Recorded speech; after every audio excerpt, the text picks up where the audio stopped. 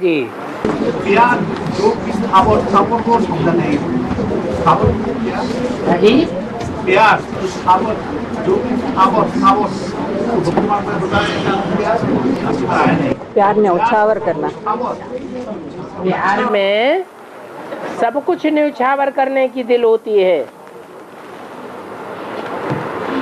भक्ति मार्ग में जब न्यौछावर करते हैं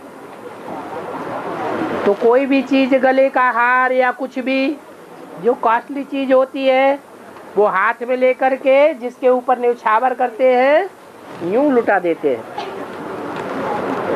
उसको कहते हैं न्यौछावर करना। तो हम भी बाप के ऊपर न्यौछावर करते हैं, अर्थात सारे विश्व के कल्याण के लिए न्यौछावर करते हैं। और गोली चलना न्यौछावर एक ही है, गोली चलना। हाँ जी, हाँ जी, ठीक है। बाबा बेसिक का सेंटर में दीदी लोग अब कहते हैं कि वो लोग कहते हैं सबको देखो 3 भाई जो है तो 3 भाई का एक भाई और एडवांस में चला गया। ये कहने का मतलब क्या है?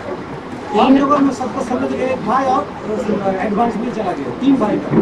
3 भाइयों में से एक भाई एडवांस में चला गया। चला गया, ये सब जगह में कह रहे हैं। ये क्या है, मतलब क्या है? सभी मिनी मधुबन में कह रहे हैं। नहीं बेसिक का सेंटर जो बेसिक के जो भी सेंटर्स हैं उनसे ऐसी आवाज आपको आ रही है, आपको ही आ रही है या सबको आ रही है? आपको समझा रही है ये तीनों भाई जो था एक भाई एडवांस में चले गए। वो बात आपके ही कान में आ रही है कि कोई और के कान में भी आई है? ये मालूम क्या है कि ब्रह्मा विष्णु शंकर इसको 3 भाई समझाया। हाँ हाँ, वो तो एक भाई चला गया एडवांस पार्टी में, इसलिए बोला। तो वो कोई नई बात है, वो तो खुद ही कह रही है कि शंकर पार्टी अलग हो गई है। हाँ, और ब्रह्मा पार्टी और विष्णु पार्टी तो उनके साथ ही है, विष्णु पार्टी तो अलग नहीं हो गई है। नहीं बाबा, ब्रिजमोहन, निर्भय और रमेश भाई तीनों का अंदर में कुछ बोलना चाहते हैं क्या? वो हद की बातें हैं, बाबा हद में कुछ भी नहीं बोलते, सारा बेहद में बोलते हैं। और बाबा 8 कदम चलना मतलब आपको फॉलो करना। हाँ जी,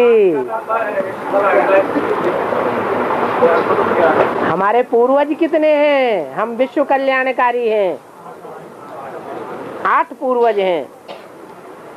तो सारे विश्व का कल्याण करना है या 1-2 कदम ही चलना है? सारे विश्व का कल्याण करना है। माँ बाप श्रीमंत से हाथ मिला के फरिश्ता बन गए। ये छोटा बाप की है बड़ा बाप? चाहे छोटा बाप हो चाहे बड़ा बाप हो, फरिश्ता तो छोटा बाप नहीं हुआ। जो छोटा बाप है वो ब्रह्मा बाबा है, उसको छोटा बाबा कहें तो कोई बड़ा बाबा भी है। और जो बड़ा बाबा है वो साकार में है या आकार निराकार में है? आकारी स्टेज है, निराकारी स्टेज की बात है।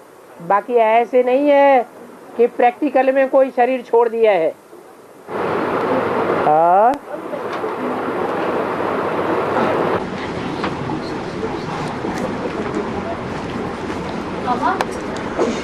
देवता धर्म की पहला कृष्ण का नाम यदि दादा लेगराज होगा तो 2 से 7 तक सतयुगी कृष्ण का पाठ बजाने वाले आत्मा कौन कौन है?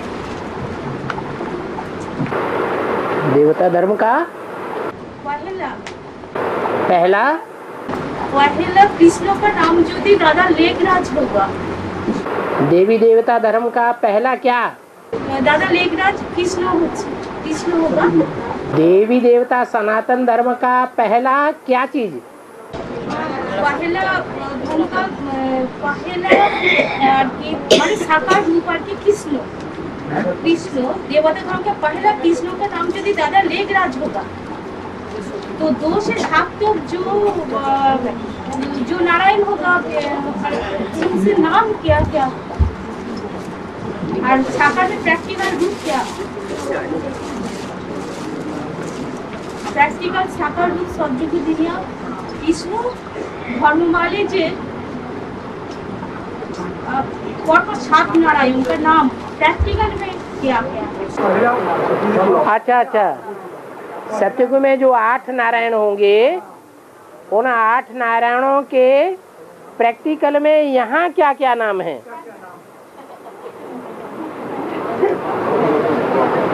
पहले नारायण का तो नाम सबको पता है, क्या है?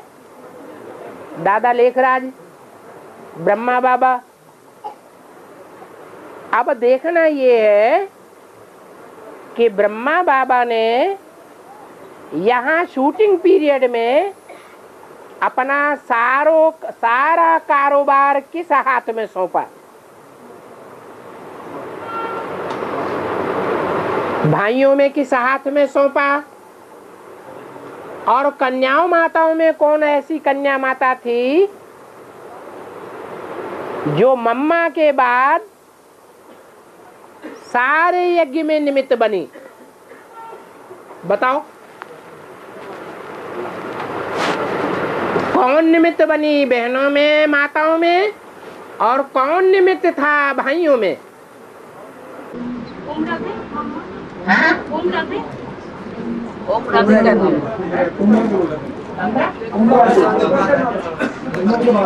ओम राधे तो उनके हाथ में हाथ मिला के चलने वाली साथी थी, वो तो पहले जन्म की निमित्त बन गई। ओम राधे और दादा लेखराज ब्रह्मा कौन सी डायनेस्टी के निमित्त बने? सतयुग की पहली डायनेस्टी के निमित्त बने। परंतु उनके बाद या उनके रहते रहते ही कौन सी आत्माएं थीं जिनको यज्ञ का ज्यादा से ज्यादा कारोबार सौंपा गया? विश्व किशोर भाऊ थे, मम्मा बाबा के सामने ही जास्तिक कारोबार उनको सौंपा गया। कराची छोड़ करके जब अब माउंट आबू में आए तो भी मम्मा के शरीर छोड़ने के बाद जो सोमनाथ मंदिर की शूटिंग हुई, वो सोमनाथ मंदिर ढूंढने का भी कारोबार सारा उन्होंने हाथ में ही सौंपा।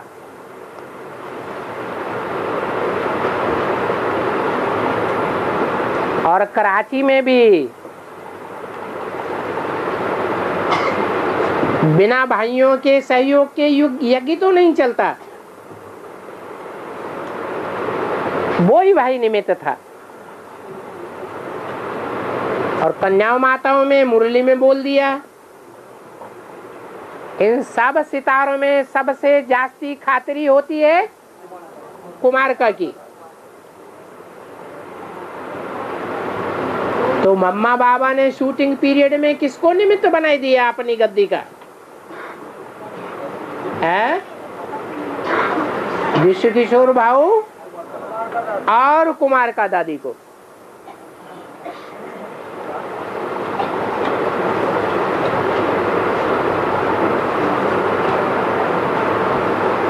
उसके बाद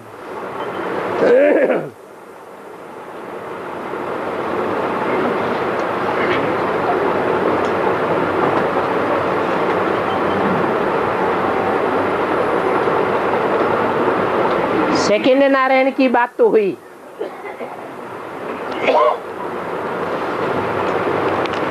फर्स्ट नारायण के बाद सेकेंड नारायण। नंबर 2 का नारायण। नंबर 2 के नारायण की पूजा होती है, मंदिर बनते हैं, मूर्तियां बनती हैं, नहीं बनती हैं। क्यों नहीं बनती?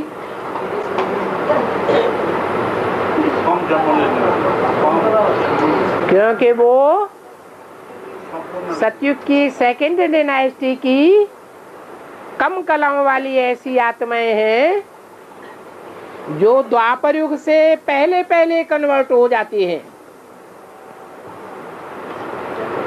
और ढेर के ढेर भारतवासियों को भी कन्वर्ट करने के निमित्त बन जाती हैं। इससे साबित होता है कि उनके बाद आने वाले और जो 6 नारायण हैं उनकी भी मूर्तियां नहीं बनती हैं, मंदिर नहीं बनते हैं, पूजा नहीं होती है।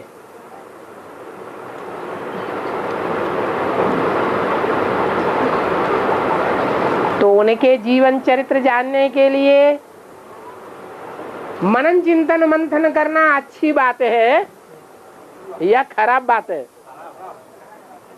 उनके बारे में तो सोचना भी नहीं चाहिए।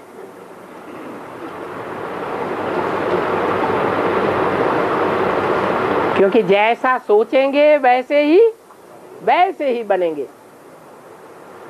इतना जान लेना काफी है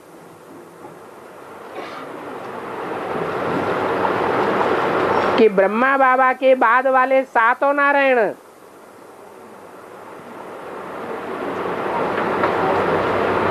भारत को गिराने वाले हैं और भारतवासियों को भी गिराने वाले हैं। उनकी बायोग्राफी में हमको क्यों मजा आएगा? आदमी मुरली में बोला ब्रह्मा को फॉलो करो। है? आदमी मुरली में बोला ब्रह्मा के फॉलो करो। हाँ, ब्रह्मा बाप को फॉलो करो।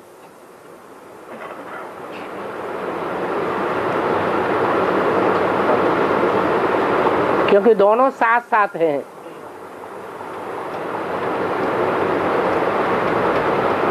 और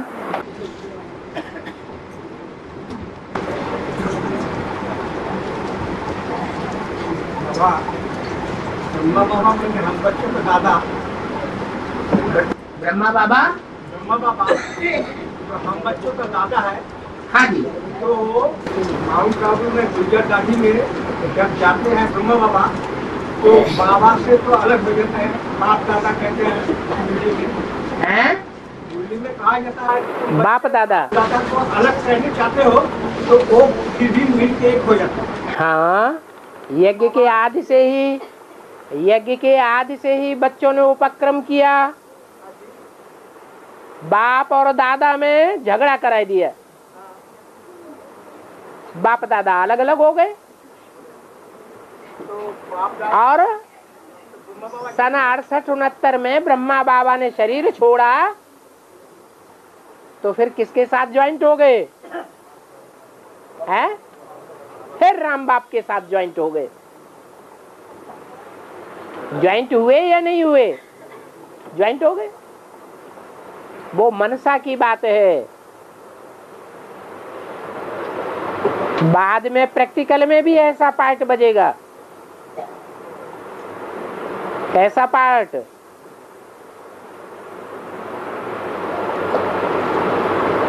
कि दोनों मिलकर के एक होकर के पार्ट बजावेंगे।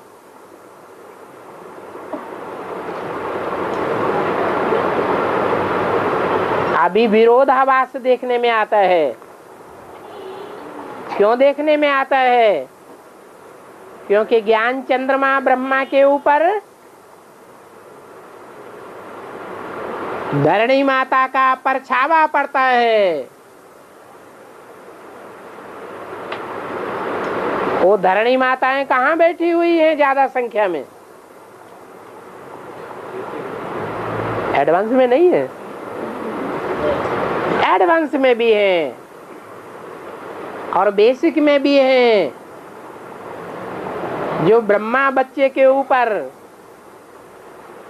परछावा डाल रही हैं,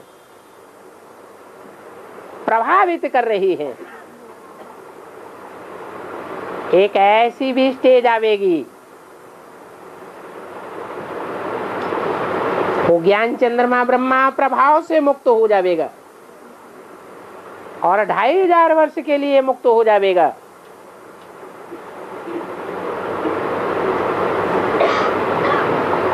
तब पता चलेगा, सारी दुनिया को पता चलेगा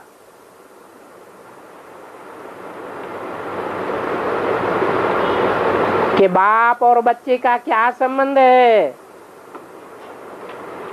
बाप और दादा का क्या संबंध है, जन्म जन्मांतर का क्या संबंध है।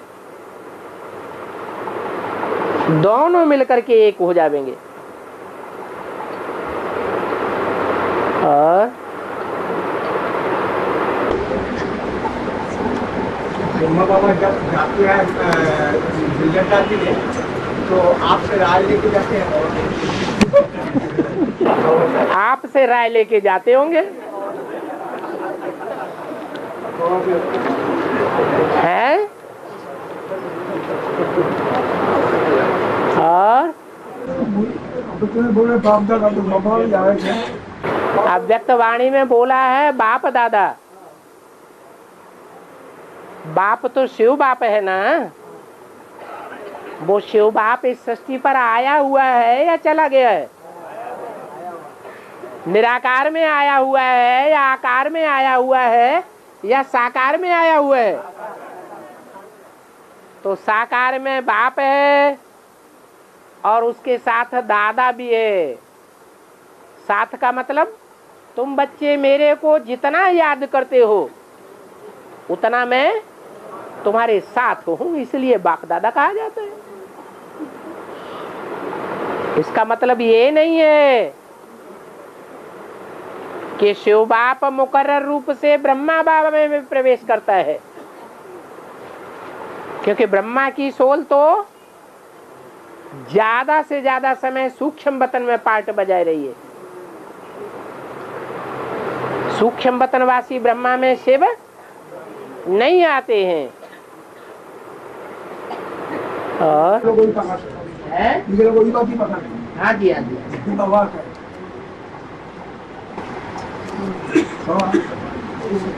पिताजी को आठ कला और दापोर पंचुक आठ कला, लेकिन दापोर कलयुग में तो व्यभिचारी और भिखारी होता है, सती तेरे में तो नहीं होता है। हाँ। दोनों का आठ कला कैसे होगा? सती से कम होता है, इधर बराबर कैसे हो जाता है? बराबर कैसे हो जाता है? तो त्रेता में आठ कला कम हो जाता है ना। हाँ, त्रेता के अंत तक आकर 8 कलाएं कम हो जाती हैं। इधर में 8 कला। हाँ, उधर में तो विकार नहीं है, कोई भ्रष्टाचार नहीं है। तराजू होता है, बहुत अच्छा सेंसिटिव तराजू होगा।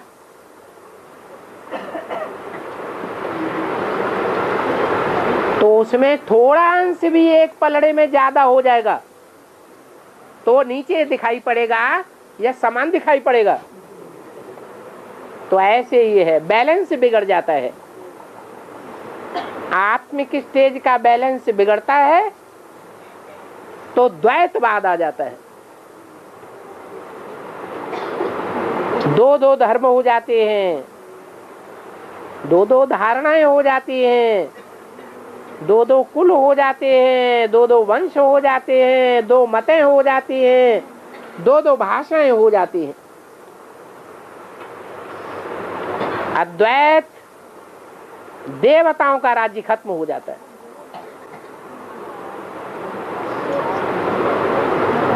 और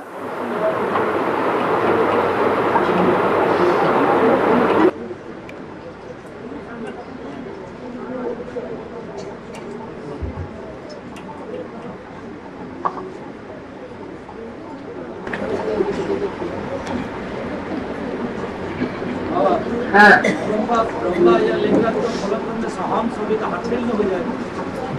ब्रह्मा या लिंगायत को फॉलो करने से हम सभी का हटफेल हो सकता है। वो अभी साकार में नहीं है क्या? साकार में प्रवेश करके पार्ट नहीं बजा रहा है क्या? जैसे आत्मा साकार शरीर में प्रवेश करती है तब ही पार्ट बजाती है, ऐसे ब्रह्मा की सोल कोई साकार तन में पार्ट बजाए रही है या नहीं बजाए रही है? हैं? तो आपको किसको फॉलो करना है? शरीर छोड़ने वाले को फॉलो करना है। हाँ जी। और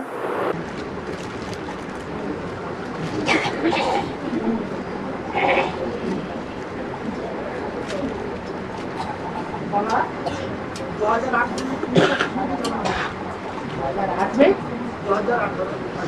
18 में कौन से कृष्ण का जन्म होगा? कृष्ण कितने हैं? अरे तुम्हारी नजर में कृष्ण कितने हैं? 2 कौन कौन से? एक संगमयुगी कृष्ण, एक सतयुगी कृष्ण। दोनों में साकार शरीरधारी कौन सा है? और संपूर्ण आत्मा बनकर के बाप दादा मिलकर एक हो जावेंगे, वो पार्ट बजाने वाला कौन सा है? संगमयुगी कृष्ण है। दोनों हाफ पार्टनर हैं।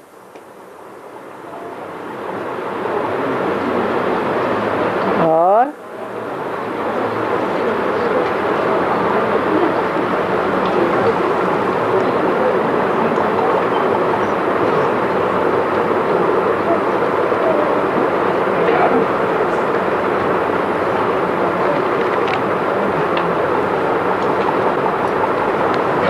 सती के साथ शिव बाबा का क्या संबंध है?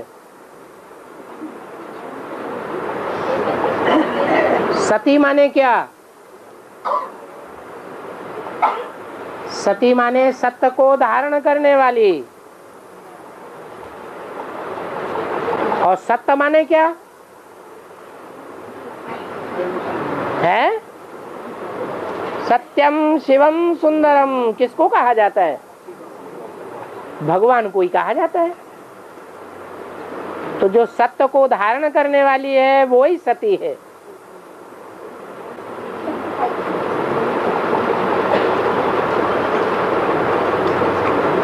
तो सत्य और सती दोनों का क्या संबंध हुआ?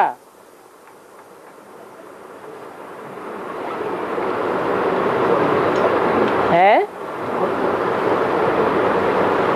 दोनों का संबंध क्या हुआ?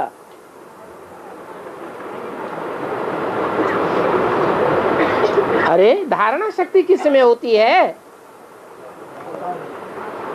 कन्याओं माताओं में ही धारणा शक्ति होती है। जितनी धारणा शक्ति होगी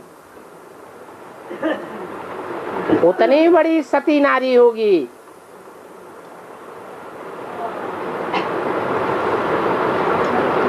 कम धारणा शक्ति होगी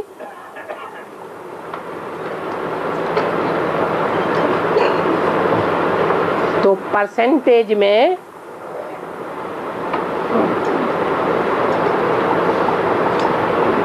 कम सत्य को धारण करेगी या 100% सत्य को धारण करेगी?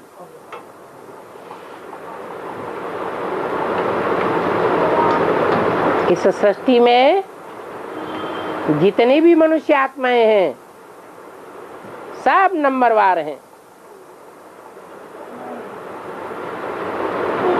100% सत्य को धारण करने वाला एक ही मनुष्य है जिसको नारायण या कहा जाता है या शंकर कहा जाता है। बाकी सब नंबरवार है।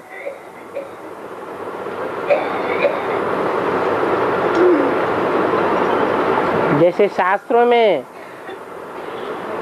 5 पांडवों के नाम आए हैं, तो ऐसे नहीं है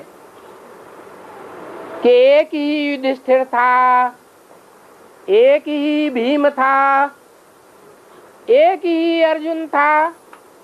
बाबा मुरली में क्या कहते हैं, तुम सब नंबरवार अर्जुन हो, या एक अर्जुन को गीता सुनाई, सब नंबरवार अर्जुन हो। ऐसे ही भारत की सती नारियां भी नंबरवार हैं।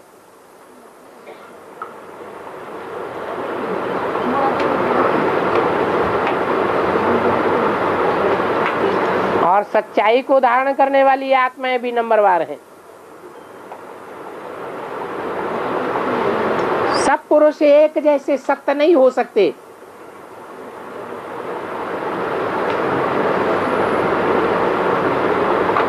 नंबरवार झूठे हैं, नंबरवार सत्य हैं।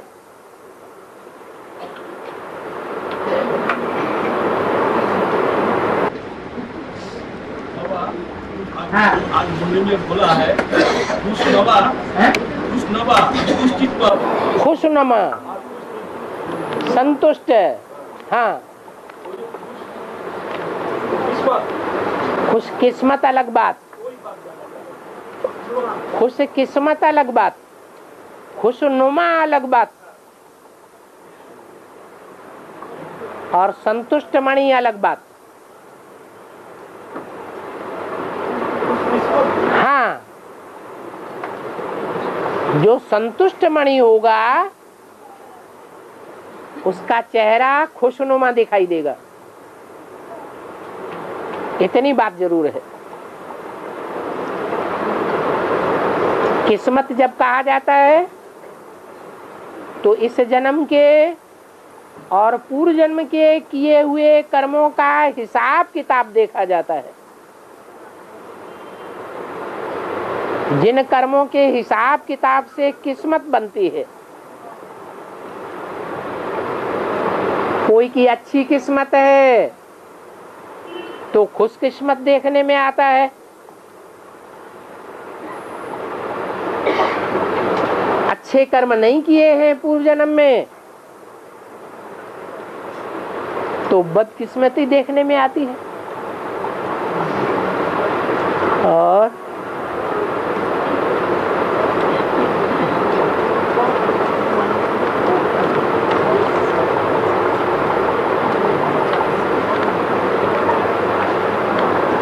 जगदम्बा का पिता कौन है?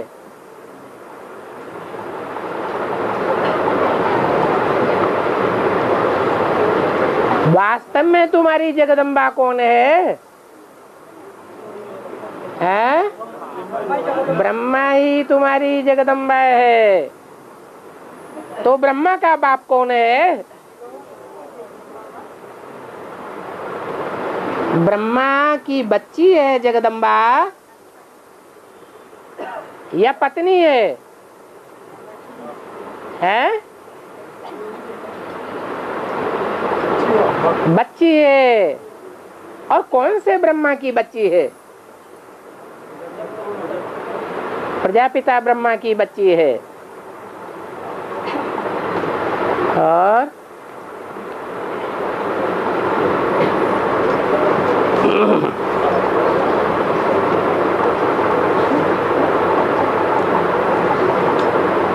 मुसलमानों के घर में 786 लिखा रहता है। 7, 8 और 6। इसका क्या मतलब है?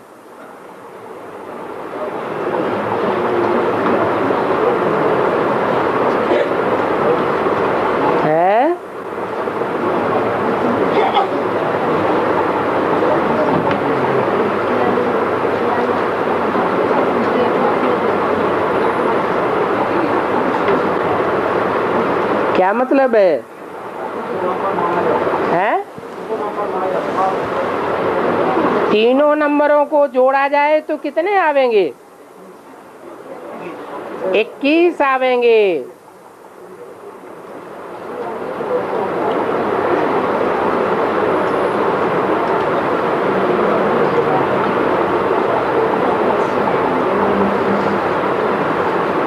नारायणों को गिना जाए,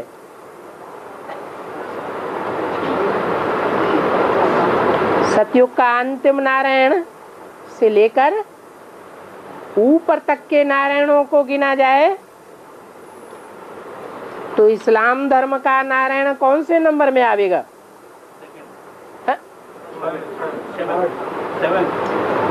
सतयुग में अंतिम जन्म के नारायण से ऊपर की ओर गिना जाए 7th नंबर नारायण आएगा,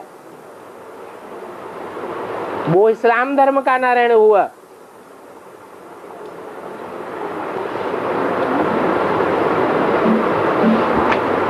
और उसका बाप कौन है?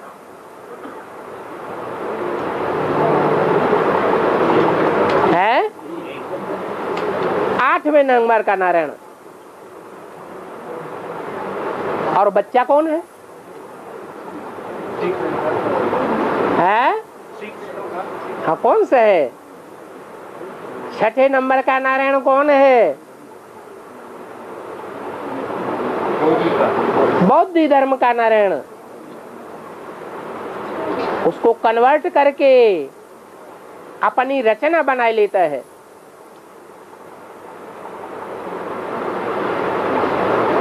जैसे बाबा आते हैं तो सारी दुनिया रावण संप्रदाय है, रावण संप्रदाय को कन्वर्ट करके क्या बनाते हैं? राम संप्रदाय बनाते हैं। ये बेहद के अडॉप्शन है।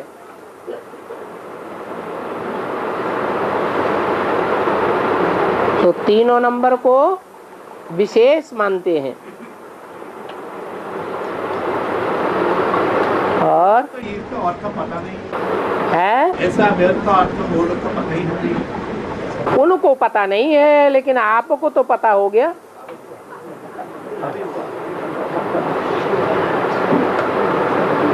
जो संबंध है उन संबंधों में जास्ती रख बाप की बेटे की तरफ जाती है।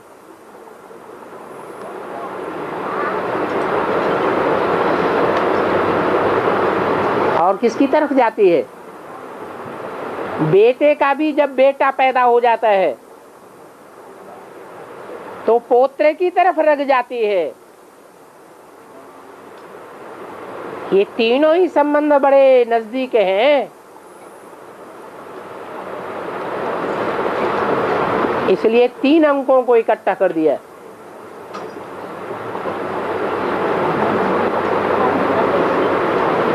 ये मोही बनने वाली बात है या निर्मोही बनने वाली बात है? और धर्म जितने भी हैं वो मोही बनना सिखाते हैं, नष्टो मोहा बनना नहीं सिखाते। और बाप क्या सिखाते हैं? मेरा तो एक, दूसरा न कोई। 3 अंकों में बुद्धि नहीं जानी है। किसमें बुद्धि जानी है? एक में बुद्धि जानी चाहिए।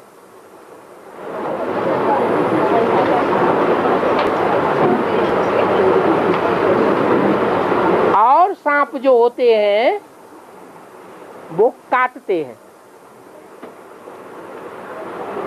दंश मारते हैं। और अजगर सांप पूरा ही हप कर लेता है।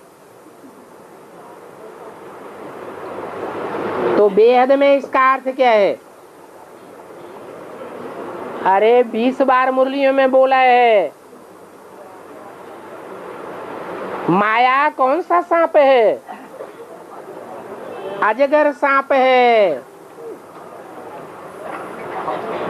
माया पूरा ही कच्चा चबाई जाती है, पूरा ही हप कर लेती है।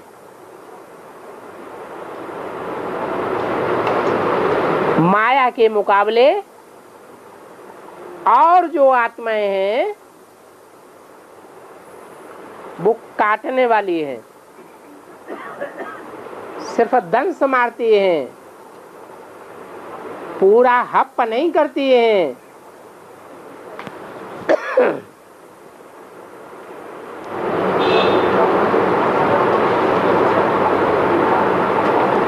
बाबा सतयुग में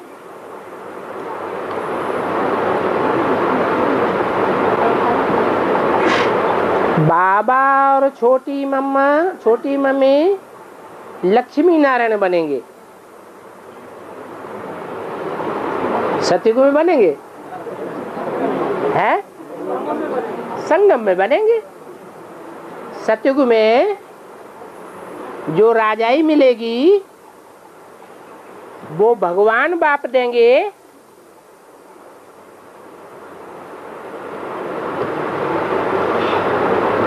या कोई दूसरे से मिलेगी है? सतयुग में जो राजाई मिलेगी वो सतयुग की राजाई कही जाएगी, विश्व की बादशाही नहीं कही जाएगी। क्योंकि सतयुग में विश्व होता है या थोड़ी आत्माएं होती हैं, थोड़ी आत्माएं होती हैं। शिव बाबा तो हमको सारे विश्व की बादशाही देने आया है।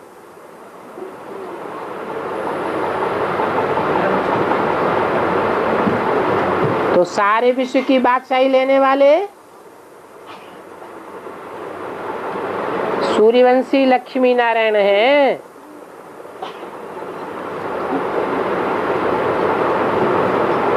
आगे पूछा है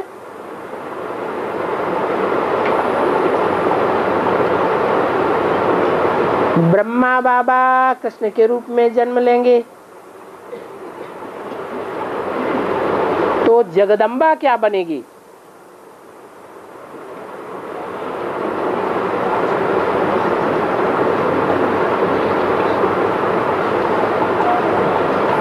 है?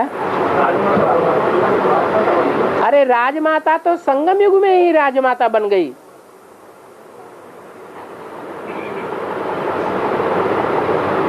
भक्ति मार्ग में भारत में राजाओं की राजाइयां चलती थी।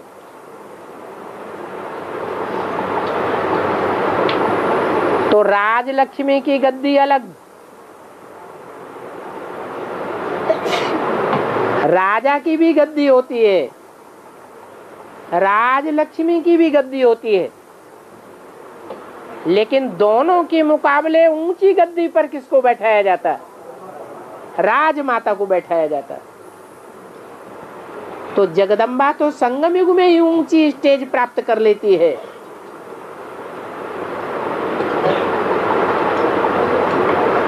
जैसे सूर्यवंशी नारायण संगम युग में ही विश्व का बादशाह बन जाता है, फिर क्या सतयुग में भी जाकर ऊंचा पद पावेगा है कि नीचे उतरता जाएगा? नीचे उतरता जाएगा। ऐसे ही जगदम्बा भी ऊंचा पद संगम युग में पाती है, फिर सतयुग में तो नीचे उतरती जाएगी। जैसे राम का गायन सतयुग में नहीं है, त्रेता में फिर ऊंचा पद बनता है। हर एक जन्म में कोई ऊंचा पद नहीं पा सकता। ऐसे ही हर आत्मा का हिसाब बना हुआ है।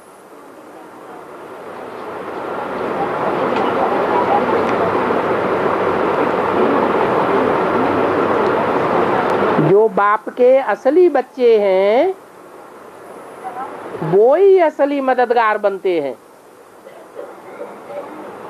इसका अर्थ क्या है? कौन असली है, कौन नकली है?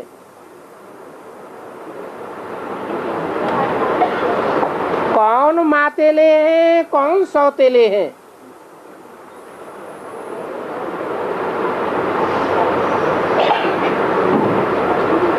मातेले उनको कहा जाता है जो पहली माँ से जन्म लेते हैं, और सौतेले उनको कहा जाता है जो बाद की माताओं से जन्म लेते हैं।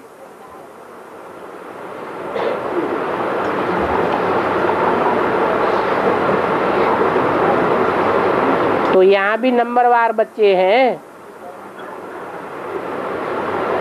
जो सौतेले होते हैं वो दूसरे धर्म में, दूसरे धर्म पिताओं के प्रभाव में आने से कन्वर्ट हो जाते हैं। कन्वर्ट होने वाले बाप के मातेले बच्चे नहीं कहे जाएंगे।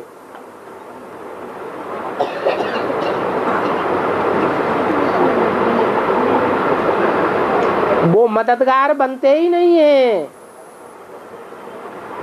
या थोड़े मददगार बनेंगे और जास्ती विरोधी बन जाएंगे।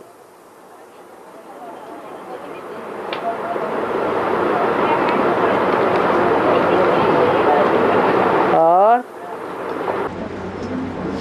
बाबा, हाँ जी। वो बेसिक वाले ना है ना, हाँ? बेसिक वाले जो है वो लोग गांव-गांव में जाके पर्ची देते हैं और बाबा का संदेश दे रहे हैं। तो बोला कि हम लोग तो सामने भी वो आ गया है, तो उसको लिए क्या, उसके लिए कैसे हम लोग सेवा करना चाहिए? पहले घर का सुधार, फिर पर का सुधार।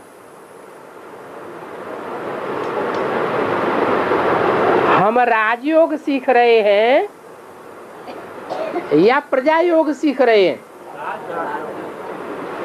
हमको बाप राजयोग सिखाकर राजा बनाता है, तो हम राजाओं को संदेश देने वाले हैं। संदेश देकर के राजा बनाते हैं या प्रजा बनाते हैं? और बेसिक वाले क्या बनाते हैं? वो प्रजा बनाते हैं।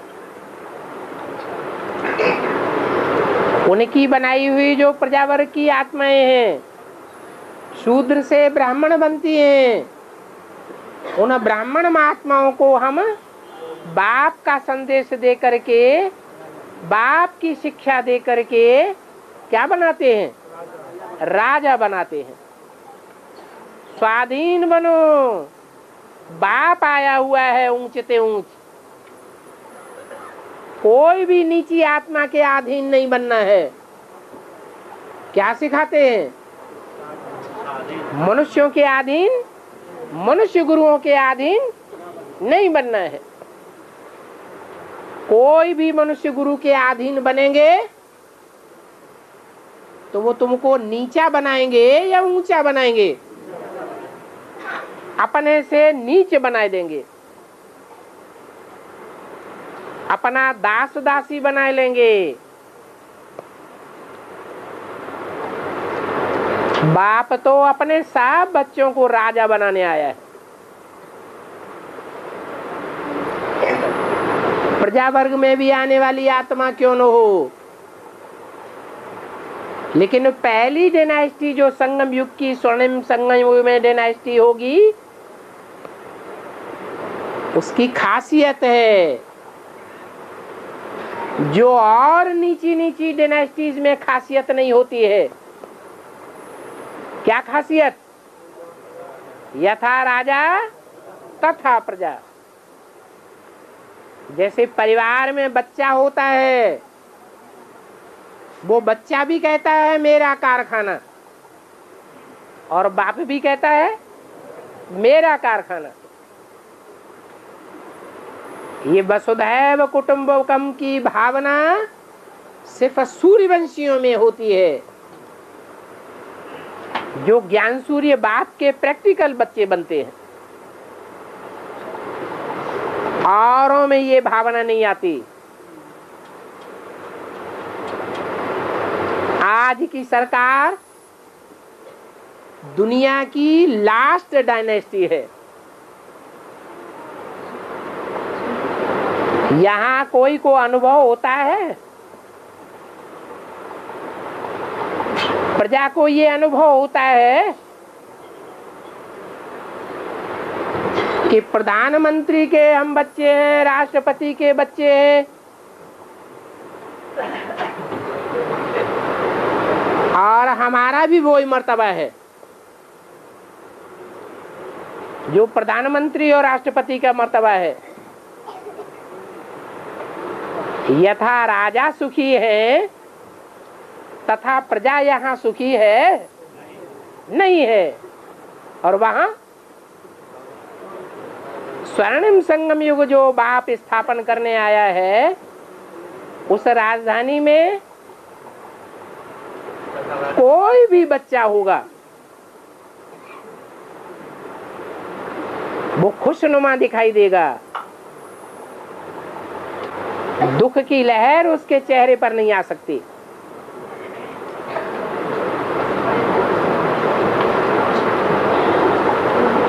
और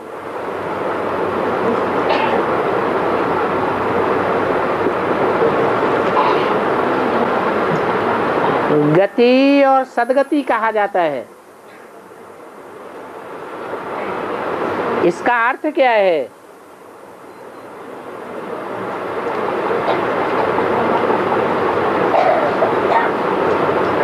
गति माने स्पीड। जैसे कोई गाड़ी होती है तो पूछा जाता है तुम्हारी गाड़ी की स्पीड क्या है? तीव्र गति है या मध्यम गति है? तेज दौड़ने वाली है या धीमी चाल से चलने वाली है? गति माने स्पीड। तो ये बेहद की गति सदगति की बात है। पहले बेहद की गति है, मन बुद्धि की गति देखी जाती है। मन बुद्धि की स्पीड कितनी तीखी है। सूर्यवंशी आत्माओं की स्पीड और चंद्रवंशी आत्माओं की स्पीड,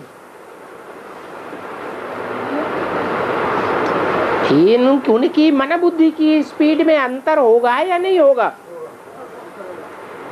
जरूर अंतर होगा। ऐसे ही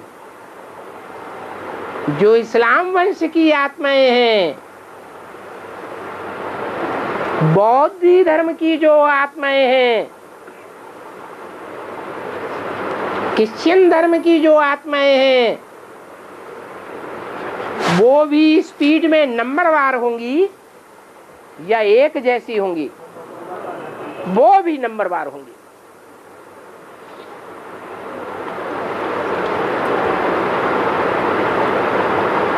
तो आत्माओं की गति हो रही है इस समय। जब विनाश होगा,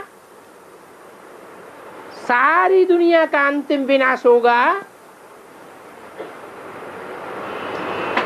तो सब आत्माएं अपनी अपनी गति से, अपनी अपनी तीव्र गति से परम धाम की ओर ऊंची उड़ेंगी, दौड़ लगाएंगी।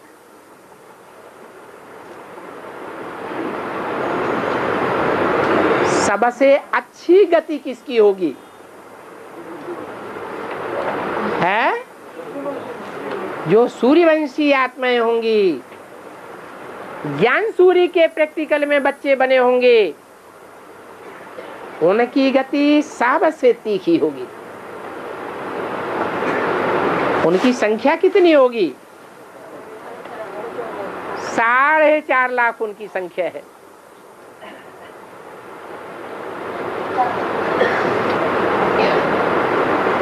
परंतु वो 4.5 लाख प्रवृत्ति मार्ग वाली होंगी या निवृत्ति मार्ग वाली होंगी? उनकी प्रवृत्ति किसके साथ होगी? है वो सूर्यवंशी जो 4.5 लाख हैं, रुद्रमाला के मणके हैं, उनकी प्रवृत्ति किसके साथ होगी? है चंद्रवंशी विजयमाला के साथ होगी। उनके सहयोग से दौड़ सकेंगी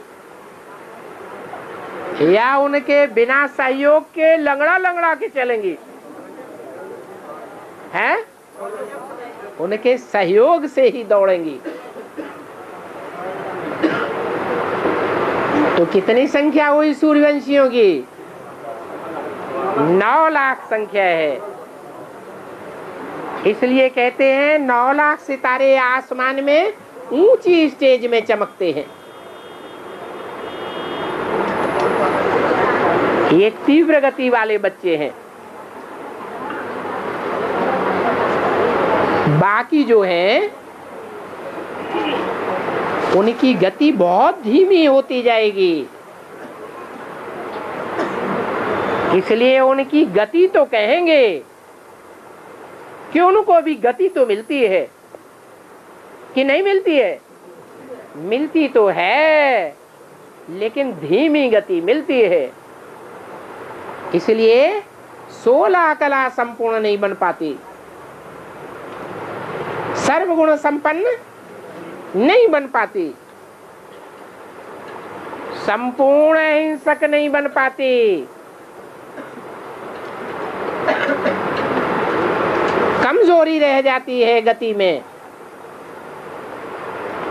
इसलिए वो आत्माएं द्वापर युग से दूसरे धर्मों में कन्वर्ट हो जाती है। उनकी सदगति कहेंगे?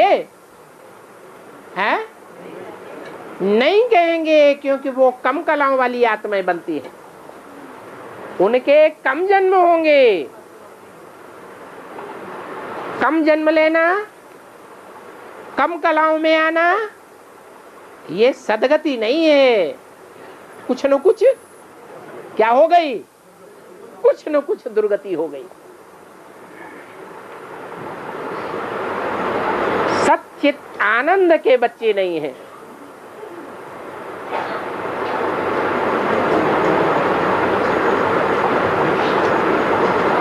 जो सदगति पाने वाले हैं वो इसी जन्म में सदगति का अनुभव करेंगे। हाँ, वो 2 प्रकार के हैं। एक वो हैं जो रुद्रमाला के मण के हैं, भगवान बाप के डायरेक्ट बच्चे हैं। और दूसरे वो हैं जो विजयमाला के मण के बनते हैं, चंद्रवंश से आते हैं और सूर्यवंश में कन्वर्ट हो जाते हैं। कौन से युग में? इसी संगम युग में कन्वर्ट हो जाएंगे। और धर्म की आत्माएं कन्वर्ट नहीं हो सकेंगी।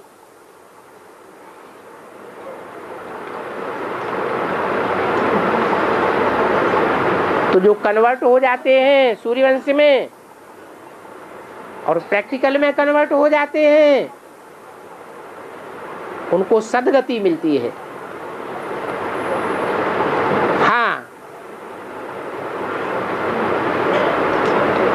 उनकी प्राप्ति 2 प्रकार की हो जाती है। जो कन्वर्ट होने वाले हैं वो जन्म जन्मांतर की रानियां हैं।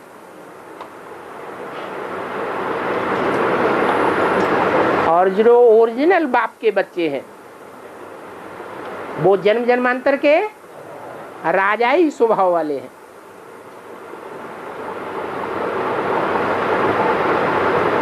जो बाप के बच्चे हैं बहुत ऊंची स्टेज वाले हैं, वो फिर द्वापर कलयुग में आने पर संघर्ष करते करते दूसरे धर्मों के साथ अंतिम जन्म में वो भी माया के चंबे में आ जाते हैं।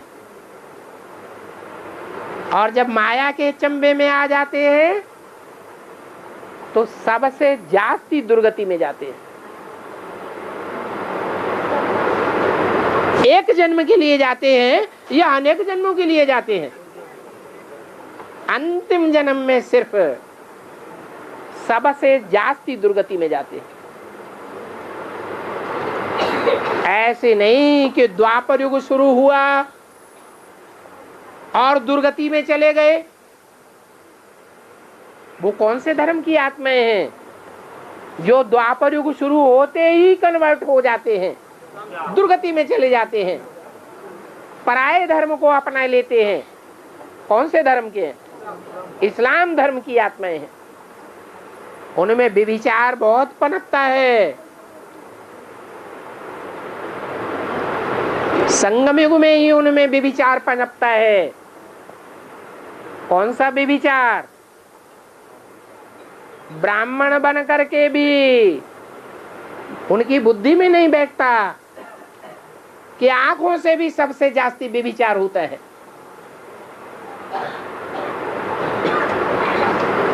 ये दृष्टि का जो लेन देन है, इस दृष्टि से सृष्टि सुधरती भी है। परंतु किसकी दृष्टि से सृष्टि सुधरती है? भगवान बाप की दृष्टि से सृष्टि सुधरती है, और मनुष्यों की दृष्टि से सृष्टि सुधरती नहीं है और ही बिगड़ती जाती है। परंतु ये बात उनकी बुद्धि में नहीं बैठती, इसलिए संगम युग में ही करप्शन के आदी हो जाते हैं, अभ्यासी हो जाते हैं। और द्वापर युग शुरू होते ही वही अभ्यास मैदान में आ जाता है और वो अपने को कंट्रोल नहीं कर सकते। बाकी सूर्यवंशी आत्माएं जो बाप के डायरेक्ट बच्चे बनते हैं, वो द्वापर युग में उनका मुकाबला करते हैं और वो मुकाबला करके उन्हें अरब देशों की ओर खदेड़ देते हैं। इसलिए ड्रामा प्लान अनुसार दुनिया में 2 राज्य स्थापन हो जाते हैं, द्वैतवाद शुरू हो जाता है, 2 प्रकार की धारणाएं शुरू हो जाती हैं, 2 कुल बन जाते हैं। जो भारत में रहने वाले हैं द्वापर के आदि में, वो भाई बहन में शादी करना बहुत पाप समझते हैं, और इस्लामी लोग भाई बहन में शादी करना धर्म की बात समझते हैं। इस बात का भी फाउंडेशन उनकी आत्मा में कहां पड़ता है? कहां पड़ता है? संगम युग में फाउंडेशन पड़ता है, पड़ रहा है। जो बाबा कहते हैं ब्रह्मा की संतान हो तो आपस में तुम क्या हो? भाई बहन हो।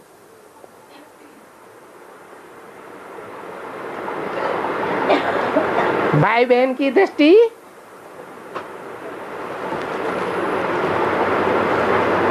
इस्लामियों की दृष्टि जो द्वापर युग में भाई बहन में होती है, और भारतवासियों की भाई बहन की दृष्टि में कितना फर्क हो जाता है।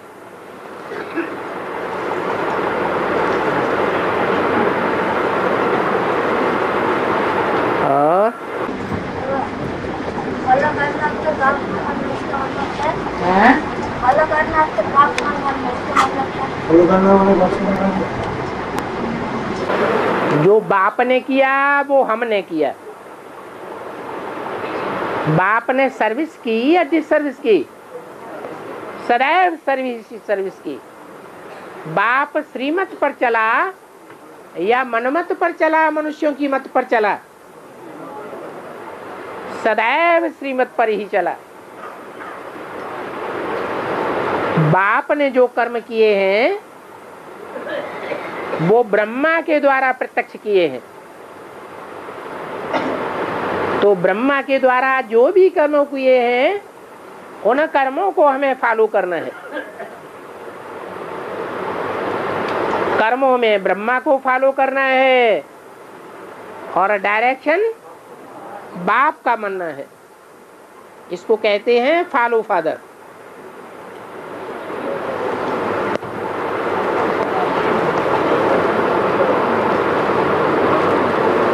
अभी गर्मी का टाइम चल रहा है।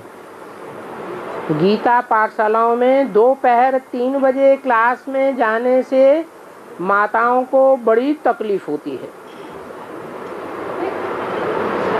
पहले जैसा 5 से 7 बजे तक क्लास होने से अच्छा होगा,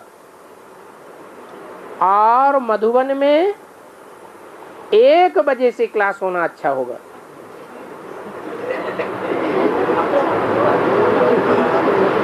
गीता पाठशालाओं में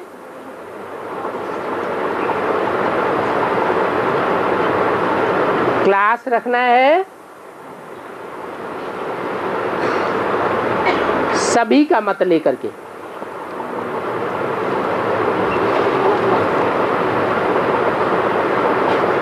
जैसे सबकी राय हो वैसा ही क्लास का टाइम रखना है। अच्छी गीता पाठशालाएं और इंचार्ज वो हैं जो सब जिज्ञासुओं का ध्यान रखें।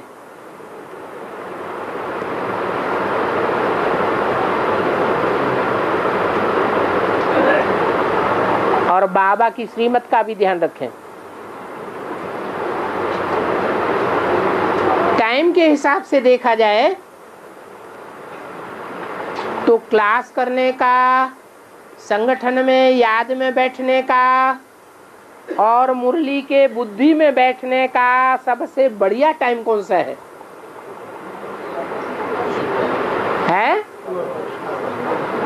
अमृत वेले तो रात होती है। क्लास में आना जाना सभी कन्याएं माताएं नहीं कर सकती। बाकी सूरज निकलने के बाद अथवा दिन निकलने के बाद याद में अच्छा बैठा जा सकता है संगठन में।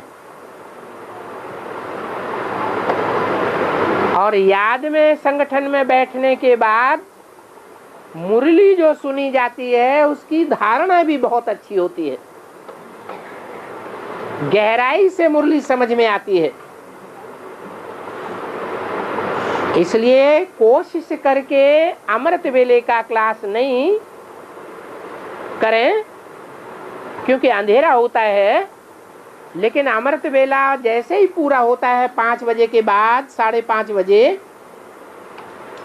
वो टाइम बहुत अच्छा है क्लास करने के लिए, गीता पाठशालाओं में भी। फिर कोई को बाल बच्चे संभालने पड़ते हैं, घर में सब एक जैसे ज्ञान में चलने वाले नहीं है। बच्चों को डागली पढ़ाई पढ़ाने के ऊपर ज्यादा जोर देते हैं तो वो क्लास में नहीं आ सकती। तो उनके लिए दोपहर का भी क्लास रखा जा सकता है, क्योंकि दोपहर में ज्यादातर माताएं फ्री होती हैं। घर के लोग काम पर चले जाते हैं, बच्चे स्कूल में चले जाते हैं।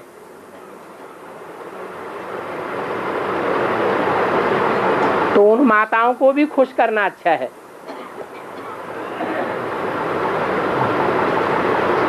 और शाम का क्लास भी 1 घंटे हो जाए, 1.5 घंटे हो जाए, परंतु अंधेरे में उनको वापस न जाना पड़े, ये बात का ध्यान रखें।